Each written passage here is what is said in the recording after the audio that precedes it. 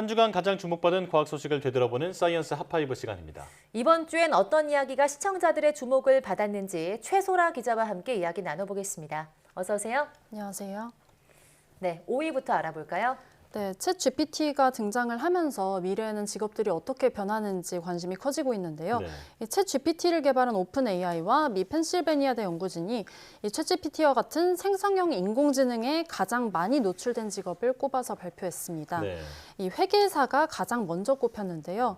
이 생성형 인공지능을 이용하면은 이 회계사 전체 업무의 절반 이상을 더 빨리 처리할 수 있을 것으로 전망됐습니다. 네.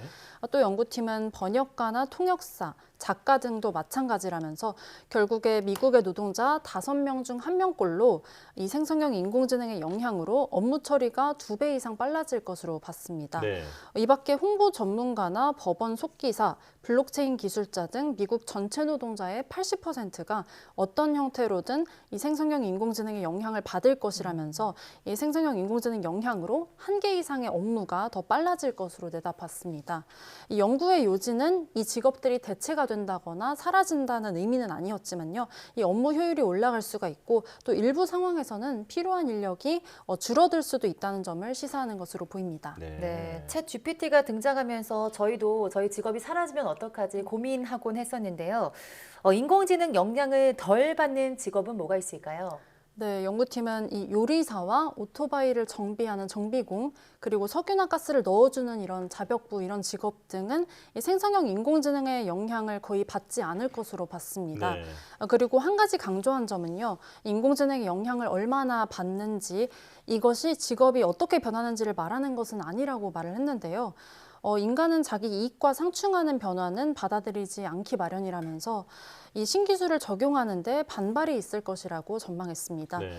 그러면서 이 사람들이 새 기술을 활용할 수 있도록 하는 건 회사와 학교, 정책 결정자들의 몫이라면서 이 인공지능을 도입하면 이 직업 체계나 임금 같은 것도 재편을 해야 할 텐데 이것이 굉장한 돈이 드는 작업으로 일 것으로 내다봤습니다. 네. 요즘에 마치 18세기, 19세기에 그 로봇이 등장했던 시기와 비교하는 그 분석하는 기사들도 좀 있더라고요. 무엇보다 상생하는 방안을 찾는 게 좋겠습니다. 자, 4위 소식 알아볼까요? 네, 우주에서 운석에 부딪혀서 망가진 러시아 우주선이 현지 시각으로 지난 28일 지구에 무사히 도착했습니다. 이 러시아 연방우주국은 소유주호의 지구 착륙 장면을 온라인으로 생중계를 하기도 했습니다. 네. 이 해당 우주선은 앞서 지난해 9월에 이 러시아인 2명과 미국인 1명을 태우고서 총 3명의 우주인을 태우고서 국제우주정거장에 도착했는데요. 네. 지난해 12월에 우주선에 운석이 부딪히면서 이 냉각수가 유출되는 사고가 발생했습니다. 예. 이에 따라 러시아는 지난달 26일에 후속 우주선을 우주정거장으로 보냈고요. 이 우주인들은 새로운 우주선에서 임무를 계속할 수 있게 됐는데요. 이 망가진 우주선은 손상을 입은 지 3개월 만인 지난 28일에 이 우주정거장에서 분리가 됐고 무인 모드로 지구에 돌아온 겁니다. 네.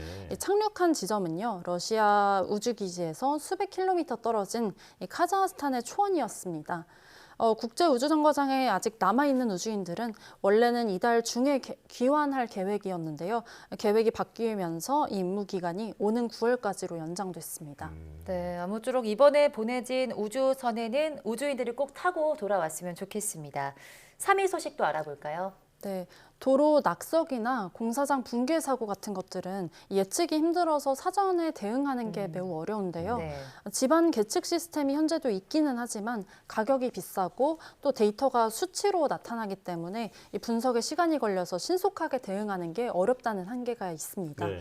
이 한국건설기술연구원이 미세한 집안 움직임을 감지를 해서 이 반딧불처럼 빛으로 보여주는 센서를 개발했습니다.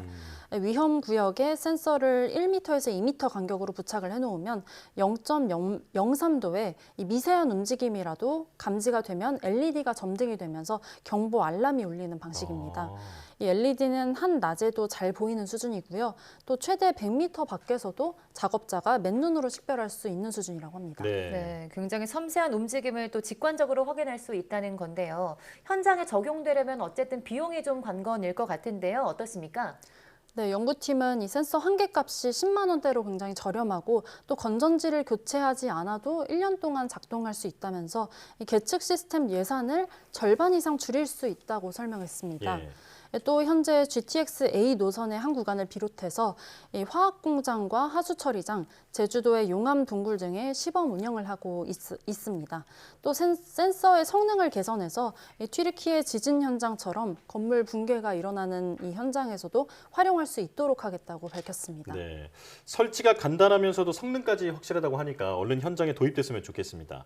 자, 이제 2위 소식인데 아이언맨처럼 날 수 있게 해주는 수트가 큰 관심을 받았죠? 네, 그렇습니다. 이 아이언맨처럼 수트를 입고 하늘을 날 수 있는 이른바 제트수트인데요. 우리 생활 가까이 다가오고 있다는 소식이 큰 관심을 받았습니다.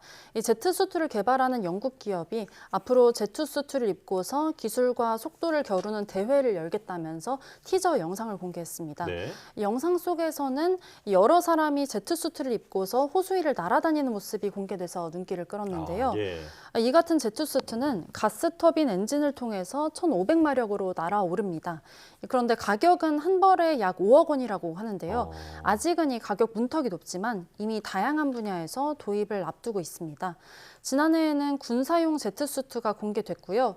긴급 구조 현장에서도 이 제트수트를 활용하기 위해서 각종 훈련들도 진행되고 있습니다. 네. 아직은 넘어야 할 산도 있는데요. 이 어떤 안전 기준을 정해야 할지와 또 어디까지 어느 수준으로 규제를 지정해야 할지 이런 것들이 각국이 각각 해결해야 할 문제들로 나타날 것으로 보입니다. 그렇기 때문에 대중화에는 이 시간이 조금 걸리겠지만요. 언젠가는 제트수트가 생활 속에 자리 잡는 모습을 볼 수도 있을 것으로 보입니다. 네. 마지막으로 1위 소식도 알아봐야죠. 네. 올해 빨리 핀 벚꽃 소식이 이번 주 가장 큰 주목을 받았습니다. 네. 올해 벚꽃은 지난 25일에 개화를 했는데요. 네. 지난해보다는 열흘 빨리 핀 거고요. 평년보다는 무려 2주나 빨리 폈습니다. 이 이른 개화의 원인은 기온 상승인데 이 올해 3월의 평균 기온이 9.4도로 지난해보다도 무려 1.7도나 더 높았습니다. 이 올해 벚꽃 개화 시기는 1922년에 첫 기록을 시작한 이래 역대 두 번째로 빨랐습니다. 예. 역대 가장 빠른 서울 벚꽃 개화는 2년 전인 2021년이었거든요. 올해보다 하루 정도 빨랐던 3월 24일이었습니다. 기상청은 온실가스가 감축되지 않는다면 수십 년 뒤에는 봄꽃이 2월에도 필 수 있다고 내다보고 있습니다. 이 연구에 따르면 이대로라면 2040년까지 개화일이 지금보다 5일에서 7일 정도 앞당겨지고요. 또 2100년까지는 7일에서 무려 27일까지도 앞당겨질 것으로 전망됐습니다. 네, 그러게 예. 원래대로라면 이제 벚꽃이 좀 피기 시작해야 될 것 같은데 지금 만개가 한 상황이 굉장히 당황스럽기도 합니다. 점점 빨라지는 개화로 꽃축제를 기획하던 분들은 더 당황하셨을 것 같은데요. 네, 그렇습니다. 이 꽃축제를 여는 지자체들은 통상 2월 말에 이 봄꽃 축제 준비에 돌입해서 이 3월 말에서 4월 초에 축제 일정을 잡곤 했는데요. 네. 예상과 달리 꽃이 빨리 피면서 축제 준비에 차질을 빚는 경우도 생기고 있고요. 예. 또 축제에 맞춰서 판매 계획을 세우곤 했던 소상공인들도 이 수요 예측이 어려워지면서 이 매출에 영향을 받았다는 이 분석도 나옵니다. 이 축제 행사 차질도 문제지만 더 우려되는 문제가 있는데요. 이 꽃의 개화 시기가 달라지면 생태계에도 큰 혼란이 초래될 수가 있습니다. 네. 이 작물의 꽃가루를 옮기는 꿀벌이 영향을 받으면서 이 작물 생산성과 품질에도 악영향을 줄 수가 있고요. 또 개화 후에 날쑥한 날씨로 이 개화기 자체가 짧아지면은 꿀벌이 꿀을 모을 수 있는 기간이 짧아지거든요. 곤충들이 영양을 충분히 공급받지 못하는 등 생태계가 교란될 수도 있습니다. 네. 저는 안 그래도 바쁜 일상에 벚꽃까지 얼른 보라고 재촉하는 것 같아서 조바심까지 나던데요. 앞으로는 제때 피어났으면 좋겠습니다. 자, 사이언스 핫파이브 최소라 기자 함께했습니다. 고맙습니다. 감사합니다.